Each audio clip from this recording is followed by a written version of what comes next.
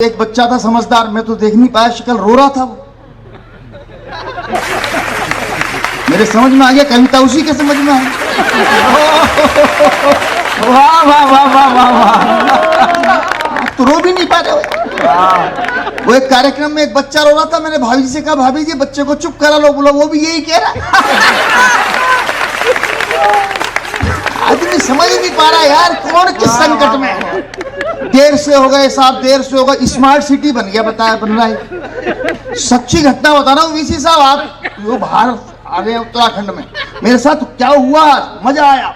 जैसे ही मैं सहारनपुर साइड से आ रहा था तो वहां पर कोई टोल वोल या जो भी रहा होगा चेक पोस्ट, वहां पर वो हमें वो कुछ भरवाया गया। बोला साहब ये डाउनलोड करो स्मार्ट सिटी फलाना ऐप। करवा रहे हैं ना? तो मैंने कहा है नेटवर्क नहीं आ रहा है। बोला यही तो स्मार्टनेस है। अरे मैंने कहा यार यहाँ ही हो सकता है ये काम।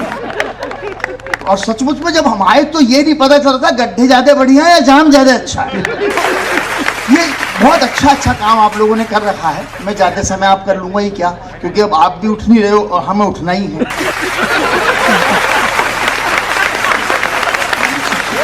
बोले भाई पूछने आ रहा है, सर पे आ रहा है, ये समझ में नहीं आ रहा है। सच बताओ वीसी साहब, कुछ लोग तो फोटो भी ऐसे खींचते हैं जैसे बस अब उसे ही खींच के मारेंगे।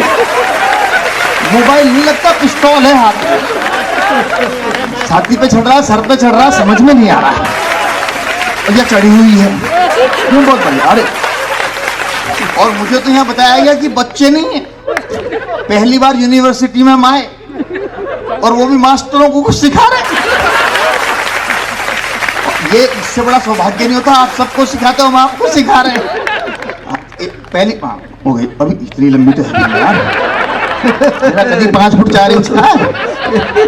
नहीं करो भाई, हाँ खींचो। वो क्या है, मैं अपने साथ ये अपनी सेल्फी तो नहीं ले रहा है। अरे भाई तू मत बोल, बहुत बोल लिया, इसके बोलने से बहुत डर लग रहा है।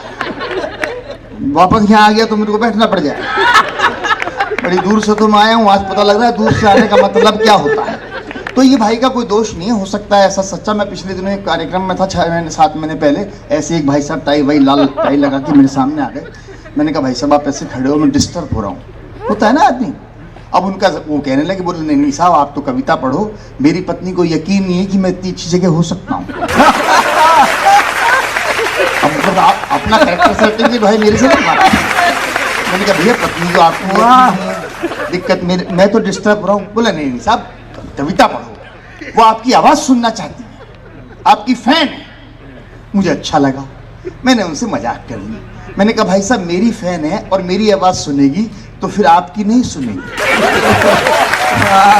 और उनका जवाब सुनना, जो लोग खामोश हैं अगर वो खामोश रह जाए तो मुझे बताना, अगर आपके अंदर चेतना और मस्ती होगी, मस्त हो जाओ, कोई कुछ नहीं होता तनाव, जिंदगी में मस्ती है सब मत, उसका जवाब सुनना भी नहीं। तो मैंने कहा भाई ये तो ऐसे सामने बैठा, बिल्कुल बहुत मेरे को ऐसा लगा पहली बार कि जामवंत बैठ गए हैं।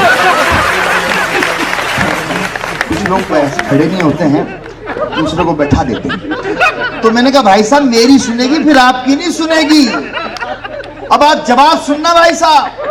मैंने कहा मेरी सुनेगी फिर आपकी नहीं सुनेगी। वो बोला भाई साहब एक बार आप सुन लो फिर आपकी नहीं निकलेगी। जब मैं पैदा हुआ था, मैं रोता हुआ आया इस दुनिया में, मेरे सामने मेरे रिश्ते की चाची, बुआ, ताई, नानी, ताऊ सब खड़े थे। कोई चुटकी बजा रहा था, कोई मुंह बना रहा था, कोई हाथ बजा रहा था, कोई ताली बजा रहा था। हर कोई मुझे हंसाने की कोशिश कर रहा था। मैं रोना भूल गया, चुप हो गया, वो अपने अपने काम में बिजी हो गए, लेकिन लोगों को हंसाने का काम था। भगवान ने कहा कवि तू जा और ये काम तू कर, लोगों को हंसा, और जब तक हंसा सकता ये काम हम लोग करते हैं।